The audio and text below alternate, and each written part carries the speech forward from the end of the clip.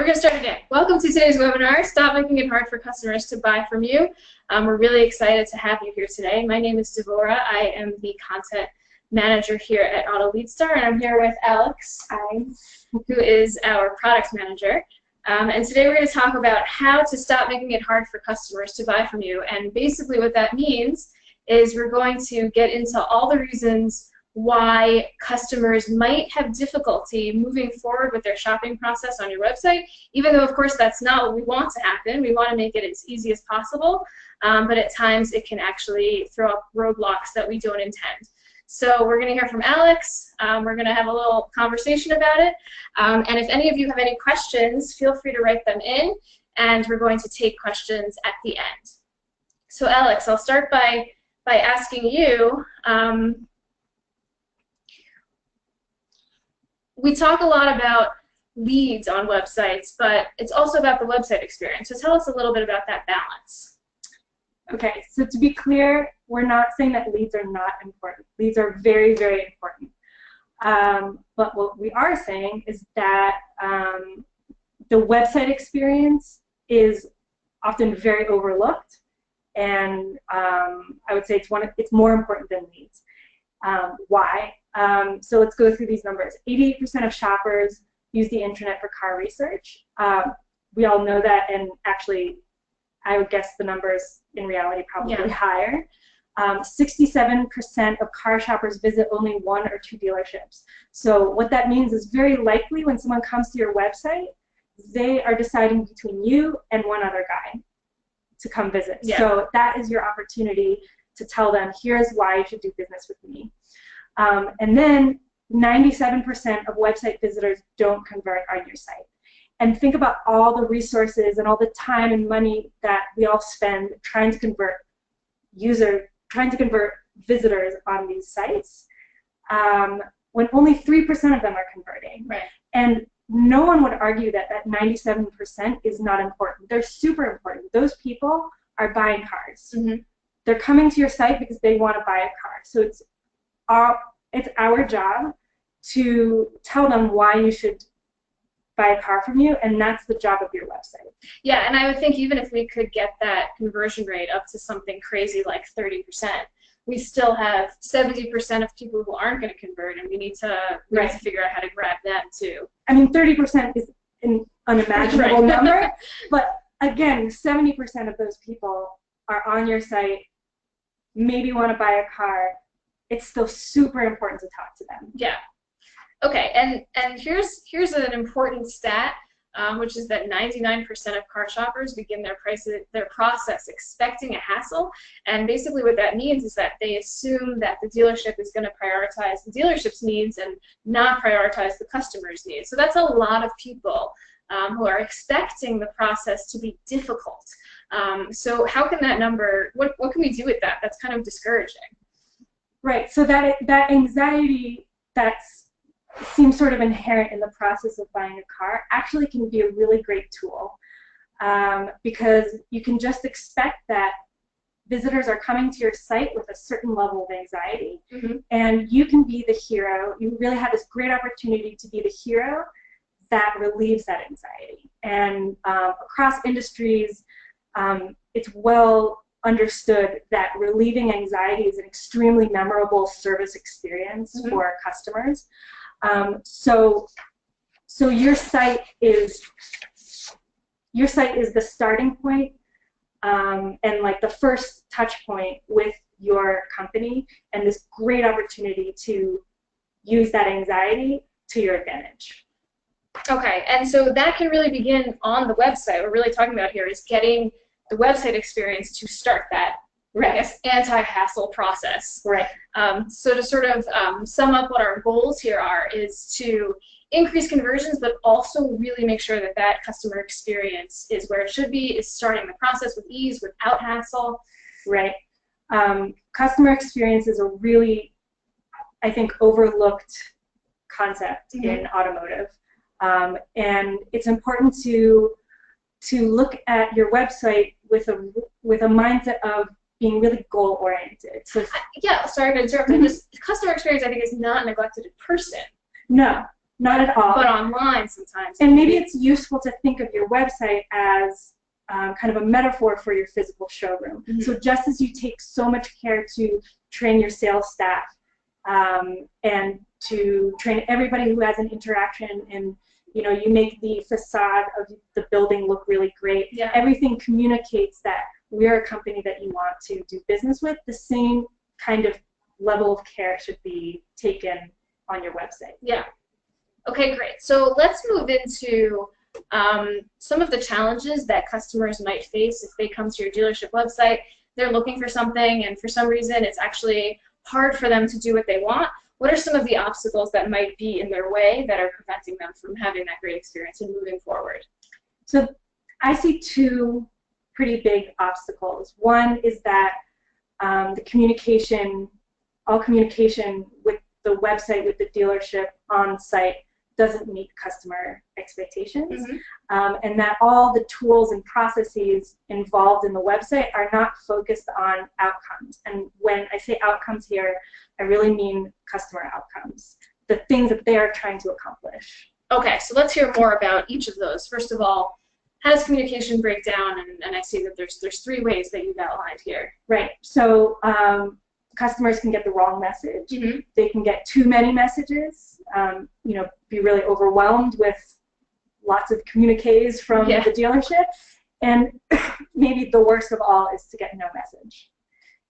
Yeah, so I mean, working backwards, right? No message. I think we all understand what that means. You put your information out there, you ask a question, you get no response. Unfortunately, that's still happening. Right, and look, we all understand it's a major challenge to set up your BDC appropriately and to not let leads fall through the cracks, but it's 2017. It's time to get it together. Okay, so let's see an example of where sometimes the wrong message can come through. Okay, so on the screen is an example of an exchange between a client and the dealership. For those of you who are just calling in, the client email says, "Hi, I was wondering if you have the 2018 Traverse in stock yet." And this is something that I personally have seen. So this exact email exchange. So this person is asking me about a specific vehicle, and they're asking a very simple yes or no question. Yeah. And the dealership has responded, "Thank you for your interest in our dealership. Would you like to come into our showroom to chat?"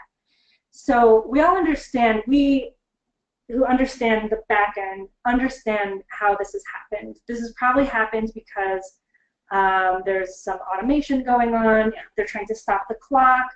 They have all these internal processes that they think are making their lives easier and allowing them to respond to a lot of leads. However, they have just put a roadblock in front of this customer. Right. And this customer has asked a very specific question and is telling the dealership, "I'm interested in buying a Traverse. I want to make progress on that goal. I want to spend money." Right. I want to give you money. And the dealership is forcing them to circle back around. Right. And hopefully they will circle back around, but maybe they're going to decide that the other guy is going to be a lot more helpful. Right. Right. So here we're really talking about making sure that the communication is just really a response to what the customer is asking, because the customer has in mind, I need to get this moving, and the best way to do that is just respond to their questions. Right. And instead this dealership responded in a way that just added a new layer of complexity and aggravation to the process. Yeah, and so let's talk about what you meant a little bit more about tools and processes not focused on outcomes. So we see a lot of different types of tools on dealership websites. So one of the big ones that we see is chat, not always helpful. Really aggressive lead forms. And like we talked about just now, stopping the clock at expensive quality. Yes, stopping the clock is super important. It's really helpful to reach out to a customer at the moment that they're interested in. However, if that means that you're responding to them in a way that's inappropriate and blocks them from making progress, then maybe you need to rethink your priorities. Yeah, okay. So we saw an example of that in this email that we looked at, and this might be a good example to look at of where chat is trying to be helpful, but maybe isn't as helpful as it should be. Right. So in this example, we see 5 instances of the website reaching out to the site visitor, asking them to communicate. Yeah. And again, like I said before, if you think of the website as a metaphor for the dealership brick and mortar store, yeah. This is like 5 people coming up to you all at once and talking to you, right? Which is really aggressive. And if your salespeople did that, you would likely fire them. So, you know, beyond the larger point of customer experience, also you're likely blocking this person from making progress. Yeah. If they came to your site and said, I want to send a message to this dealership, now I have 5 things pinging me, trying to force me to chat with them, and maybe I'm going to get kind of aggravated and decide not to. So now I haven't made progress. You kind of lost me there. Right, because where do I even start? Right, if I have a question, which one do I pick? Right, it's going to take me a bunch of time to X out of all these boxes. Right. Yeah, and so we know that, you know, when you have a chat tool, you want the customer's information. Right, but a lot of times we're not thinking enough about what the customer wants. Right, I mean, there's this balance between, yes, that's the point of chat in the dealership world. Right. But on the other hand, if you are inviting the customer to chat, ostensibly to get information and make progress on their goals, if all you're doing is just trying to get their information and not giving them information that they're after, then those goals are really at odds, and over time customers will really tire of that. Yeah, so let's see another example of where customer might be trying to do something, dealership is trying to do something else, right? And those might be in conflict. Right, so this is a great example of a very aggressive pop-up. This visitor has come to the site. This is the first thing that the visitor sees. Boom.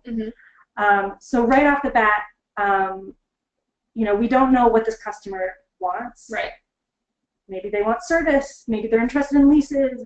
Maybe they're interested in inventory. We have no clue. Right. But we're hitting them right away with this sort of specific offer. Yeah.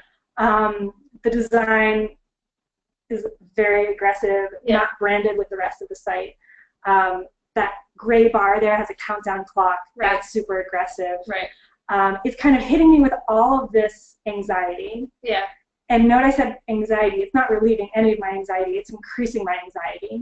And it's not at all suited to me. Right. You know, maybe I want lease. I don't really care about $12.50 off MSRP. Right. We have no idea. Right, and so if that pops up immediately, there's been no time for any behavior on site to give any indication of what this customer is really interested in. Right. So A, it's very aggressive, not to give kind of a negative feeling, and B, forgot my point. Yeah, well, it's just so distracting. Yeah, right? it's great. The time clock. Right, I mean, I think it's probably fair to say that the person came here for a goal that they are now delayed. Right, and you blocked me from my goals. Right? That's what would happen to me. So, okay, so those are some of the roadblocks that can come up when we're thinking more about the dealership's goals as opposed to the customer's goals, which is what people expect. And on the other hand, if we can eliminate that hassle, we can really win the customer. And so let's get into some solutions for how to make this process online go even smoother and even better and help move that process forward. Okay, so first thing is focus on customer needs. And when we talk about customer needs, it's really important to really drill down into what happens when somebody needs to buy a car. And there's a lot of research out there. It's all publicly available. You know, the task of buying a car is not one monolithic task. Right. It's actually a lot of subtasks. Yeah, tell us what some of those subtasks are. Right. So from the moment that somebody realizes that they need to buy a car to the moment they drive off the lot, they need to do a bunch of research, decide what they want. They need to locate that vehicle. They need to work out their financials. Right. Even when they want to come into the dealership, they need to look up the address. They need to maybe put that address into their navigation app. There's just so many Right. granular tasks. So the point of looking into those tasks is that the dealership's job is to ease that entire process, to make all those tasks easier and help the customer make progress on those tasks, because that's so much more likely that they'll complete those tasks with you. Yeah, and they'll complete them faster also. Right. You don't think of them as distinct if they move smoothly. Right. If they have obstacles at each one, then right. So that's where I think delays can really get in there. Absolutely. Okay, so we want to focus on customer needs, and going back to outcomes, which we mentioned in sort of the problem section, right, that the outcomes are not being emphasized. How can we emphasize those outcomes better, those customer goals? Well, again, you can go back to the metaphor of the physical showroom. So any good salesperson knows that different customers have different goals and different sensitivities and different anxieties. So a buyer who is buying a car because their car was totaled is very different from a buyer who's buying a car because they're having a new baby. Right. There's a different timeline. There are different, there's probably different price sensitivities. They're just interested in totally different things, and different messages will speak to them in different ways. Right. So likewise, on your website, all of those different concerns from the customer need to be answered on the site. Yeah. So somebody who's really concerned about a quick timeline needs to have a solution on your site, and somebody who's very concerned about safety and options also needs to have. Yeah, and what I'm imagining is, right, they need to be able to do the research that they need. So if I need to know about features, it needs to be easy for me to find those. Right. And if I need to check your inventory immediately. Right. Or book a service appointment or whatever. There's so many different tasks. Which sounds hard, right? So let's talk about some of the ways that technology can help. Right. So you're not going to custom design a website for every possible customer out there. Right, so some of the tools that you can use, and again, we said, we're starting from the outcomes that we're interested in, and so then working backwards from that, we look at some of the tools that can help us accomplish those outcomes. And not the other way around. Exactly. There's really a process from, number one, starting with behavioral tracking, and tracking a visitor's behavior on the website, watching what they're interested in, looking at what VDPs they're looking at, how much time do they spend there, how did they get to your website, was it on a Facebook ad, all of these elements that we can track data-wise, and then putting that into predictive analytics to really analyze what might they be interested in, and then showing them relevant on-site interactions. So somebody who goes to a service page, for instance, we're not going to show them a cashback offer, for instance. Well, let's actually see some examples of what you might show a particular shopper. Okay, so this is a sneak peek of a product that we're releasing next week. We've been in stealth for a long time, so it's exciting to say it out loud. We're really excited, and here's one example. Right. So in this example, this is a visitor who has just hit the site. It's a new visitor, never been to this site before, so we don't really know what this visitor is interested in. So we're not going to hit them with a cashback offer because we don't think it's relevant to them. So here they see a full menu of all different types of interactions. Maybe they want a test drive, a trade-in, offers, service appointment, they can text. So we're this is kind of like, the first desk that you hit when you go into a dealership, and this is a person saying, how can I help you? Yeah. Right. Service is over there, sales is over there. A tool to direct someone who hasn't necessarily told you yet what they want.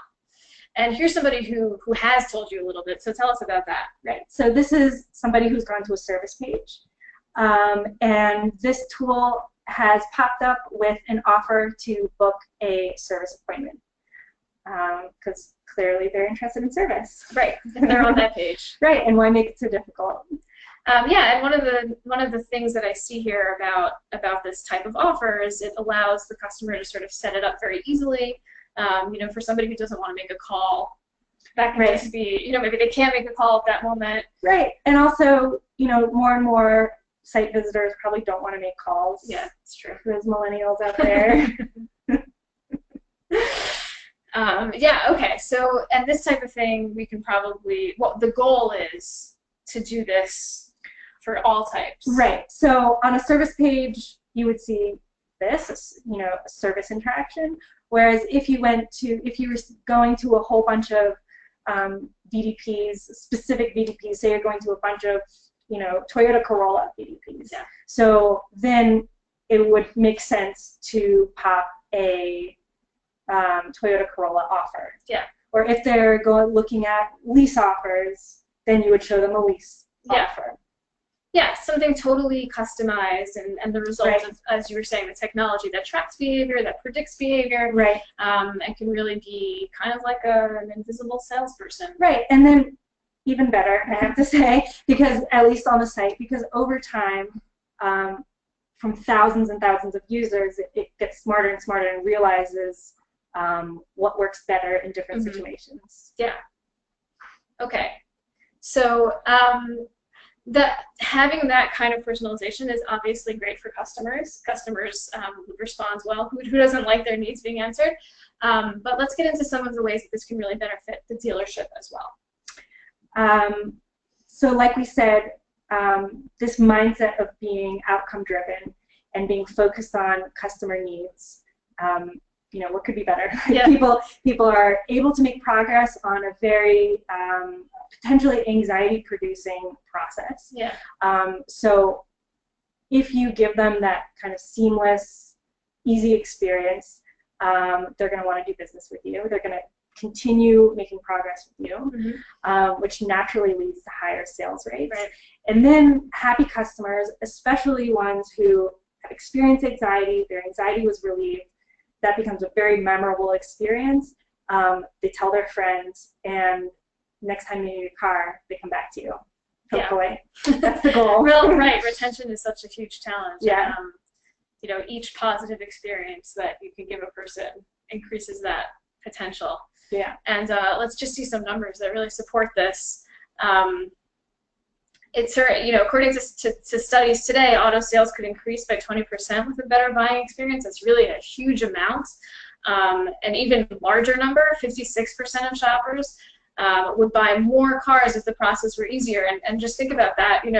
If they're expecting this hassle, they want it to be easier. Right. And then more than half of them would actually buy more. Yeah. And that's a really remarkable number, because just think how much money is being left on the table. Right.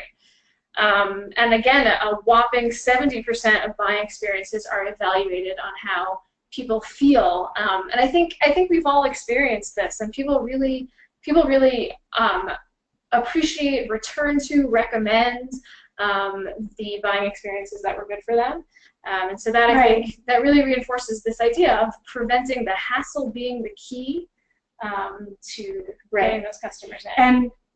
And like customers talk about, human salespeople, when you read reviews of dealerships, all the positive reviews talk about, go to Sam. Yeah. He really understood my needs. He didn't care about the sale. He just wanted the right car for me. Yeah. They should feel about your website like they do about their human interactions. Yeah. And so, what we want here is these happy customers driving off and hopefully coming back when they need to for service, for repairs, hopefully when they need to make their next purchase. And we're gonna take some questions for Alex in a minute. Thank you, Alex, so much. Okay. And in the meantime, I'll just let you all know that we're really excited, as Alex mentioned, about our new feature release. It's called Falcon, and we're going to be talking all about it at Digital Dealer. So those of you who will be at Digital Dealer, please come stop by booth 814. We'd love to meet you and tell you all about Falcon. Whether you're going to be there, whether you're not going to be at Digital Dealer, please be in touch.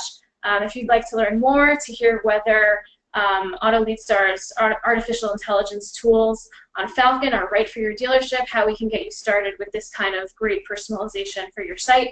So you can call, you can email. We'd really love to hear from you. And we have a few questions coming in. Okay, so I'm just gonna ask you, Alex. First question: AI, artificial intelligence, and all of these types of tools. It seems a little complicated, right? I can understand that because the technology is really complicated. Is this type of personalization and interaction like hard to implement on a site? So I can speak to our tool. Yeah. And I mean, the answer is no. One of the real strengths of AI is that it does a lot of the legwork for you. So whereas previously you had to have humans clicking all the right buttons, you know, the really, you know, the real strength of AI is that it does the work for you. Okay. Basically. So it's really plug and play, and yeah. Okay. Okay, great. So hopefully your concerns about hassles, right, are right. Like when we talked previously about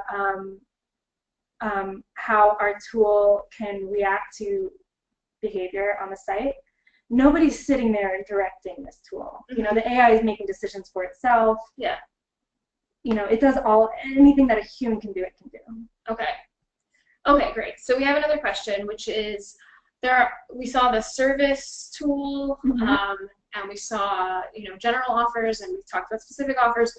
So this question is, what types of interactions tend to do well? Well, what we've seen is that trade-in is really one of the strongest interactions. And if you think about customer goals on a site, it really makes sense. Yeah. Because actually, on index pages, on search pages, trade-in does particularly well. And it makes sense because clearly this, you know, if you kind of think about the emotional state that the visitor is in when they're looking at these index pages, they're looking at what they want, and then they're kind of taking the next step in their mind of, okay, how am I going to afford this? Right. You know, what is the process of buying going to be like? You know, like maybe I should look into how much my trade-in is worth. Yeah. Okay. Okay, great.